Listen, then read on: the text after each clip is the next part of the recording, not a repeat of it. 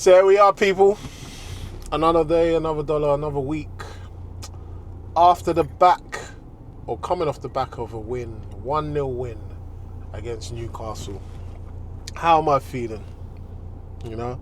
How am I feeling going into the Champions League week? We've got a big opportunity, and a lot of people are talking about it.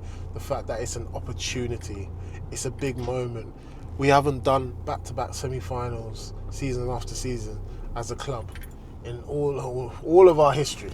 Quote me if I'm wrong. But yeah, is that something to brag about? Is that something to be happy about? Of course, yeah, slightly, but it doesn't mean anything until you win something. And this is the point that we are at right now, currently. Look, the Newcastle game was difficult because Newcastle are a difficult side, and as much as they have been poor in form, I was not underestimating our opponent. I know Eddie Howe in the sense of how he would set up his team. The fact that he had Bruno Guimaraes back in as well was a big thing for them. Obviously, they had the legs of Willock. They had Jacob Ramsey as well. Osula was causing a few problems in like the opening minutes, and I thought, oh gosh, is it going to be one of those? Is it going to be one of those games again?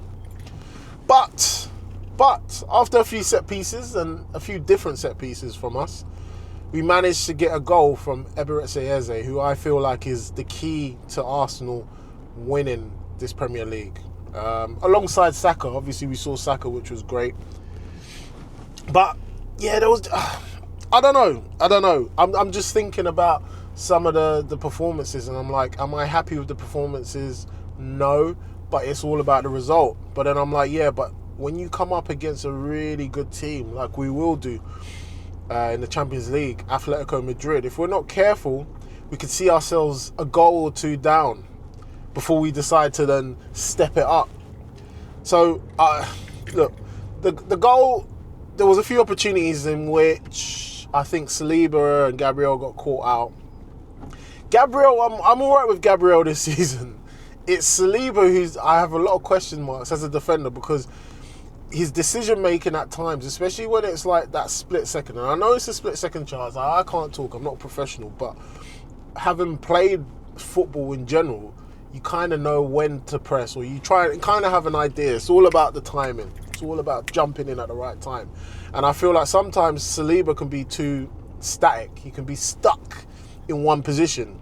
Gabriel against Man City, Shirky running at him, he was stuck in his position as he knelt down on one knee like he was proposing to.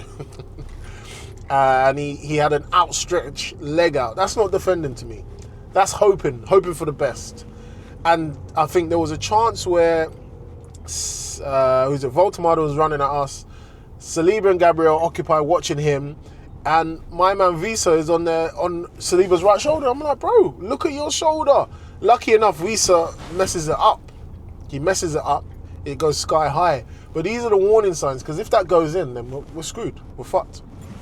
And yes, it's not me sounding down in the dumps. I'm just saying there are warning signs there again. There's always been warning signs where I'm like, as much as we felt that we could rely on our defence, we can't always rely on our defence. And that's why I look to the attack. I look to the front three.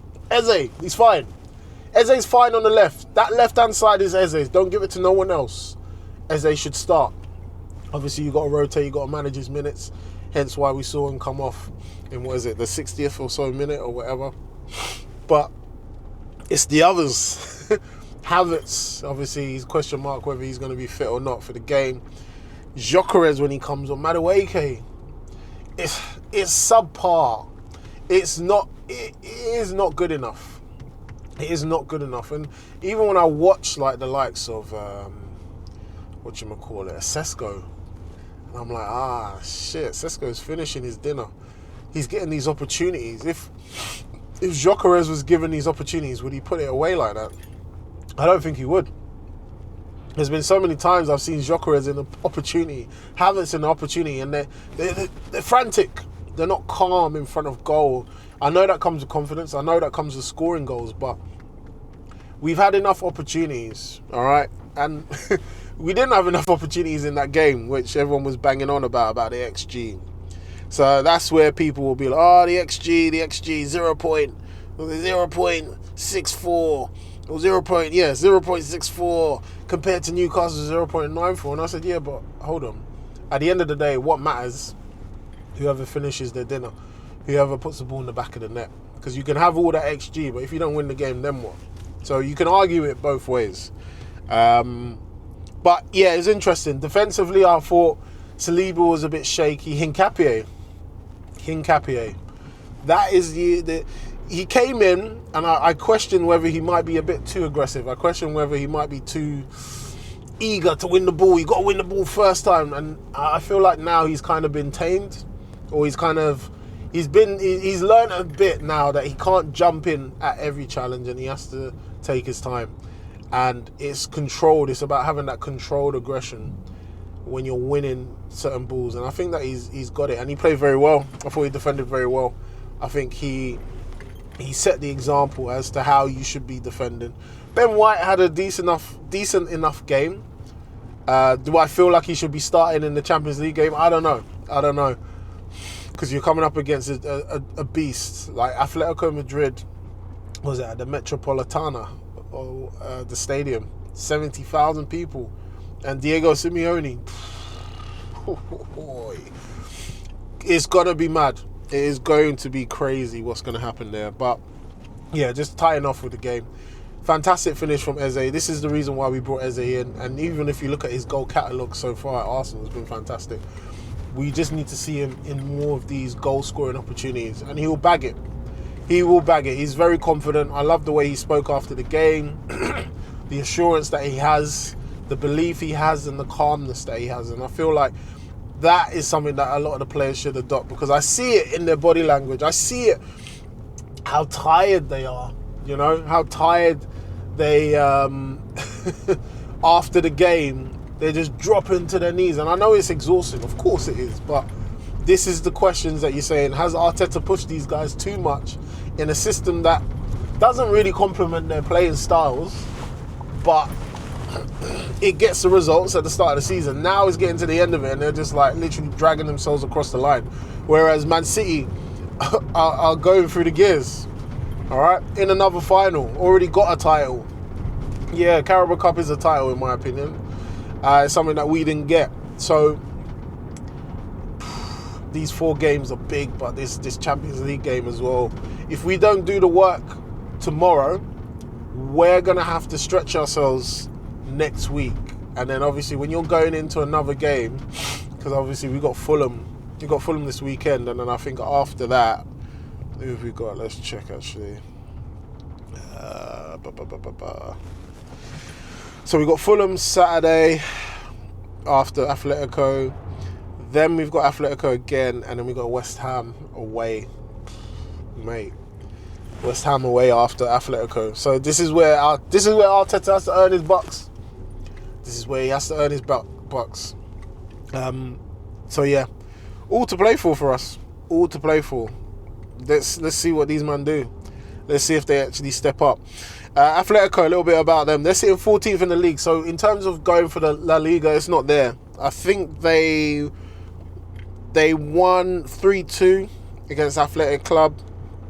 They beat Real Sociedad in the Copa del Rey as well. I think it was on penalties. Obviously, we know some of the players to look out for. Julian Alvarez.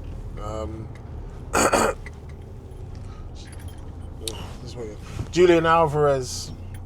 Griezmann, obviously, he's coming to the end of his career. Is so many players that we need to be careful of, because they can hurt you. And that's the only thing that I'm worried about. Atletico and Arsenal will meet just for the 4th time. The Gunners have won 4-0 in the league phase in October, which was Atletico's heaviest defeat. Arsenal and Atletico Madrid are 2 teams that have played the most matches in the history of the European Cup without ever winning. 223 and 190 respectively. This will be the 16th Champions League semi-final, tie before Spanish and England side. The England side have progressed in 9 of the previous 15. Okay, all right, let's see. Unbeaten in their last 12. I think that's the biggest thing for us, is our record in the Champions League is fantastic. All right, 110, drawn 2. Arsenal 1 game away from equaling their longest ever run without a defeat in the Champions League. 13 games between March 05 and April 06 was when the last time that happened.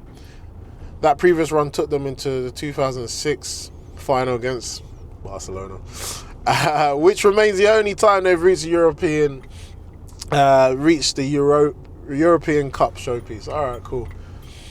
All to play for, mate. All to play for. So yeah, my starting lineup would be David Raya goal. I'll probably start with Nkapie because he had a fantastic game. Saliba, Gabriel, of course, in the middle. Right hand side, I'd probably start with Mosquera. He's more familiar with the Spanish, playing in Spain, you know, coming from Valencia. He's Spanish himself. He'll understand the players. He's more aggressive. I think Ben White might get caught out in a game like this, so I wouldn't risk it. And then Ben White's obviously just played, so this is where Arteta needs to rotate. Speaking of rotations, I wish I could drop Declan Rice just to give him a rest, bless him, and Zubimendi, but you can't because they're so good and we need them now at this vital moment. They go in the middle for me. Odegaard in that 10 role. Right hand side, if Saka's fit, obviously we saw little glimpses of him attacking his man when he came on in the last 15 or so minutes. He made an impact immediately. I would start him. Gyökeres up top, Eze on the left. That is my starting lineup. That's who I feel is the strongest side to go up against Atletico Madrid. Atletico Madrid are just like a better version. They're an improved version of us, I believe. You know what I mean? So that's where we need to learn from them. Everything that we're doing, obviously Atletico have done. You know, how many times they've tried to fight to win the domestic titles and everything like that. Champions League, not winning it. Atletico Madrid and Diego Simeone are a beast, so we need to match them. But we don't need to play too much with our emotions. We still need to be calm, and we need to silence that stadium straight away. In terms of score prediction, I reckon it might be a draw, you know. I reckon it might be 1-1. Someone's screaming 2-1. 2-1. But it's going to be a very, very good game. But yeah, let me know what you think in the comments below. I'll give you my review after the game, and then we move on after that. But yeah, we'll have a look at the lineup once it's released tomorrow, and then we'll go from there, people. Listen, peace and love. Have a great day. Take care. Make sure you like, follow, and subscribe, man. Please support the thing. I'm trying to build this. I am trying to build it. I'm not as consistent as I should be, but yeah, when I can, please, I would appreciate it. But yeah, thank you for the comments as well. And I'll speak to you guys soon.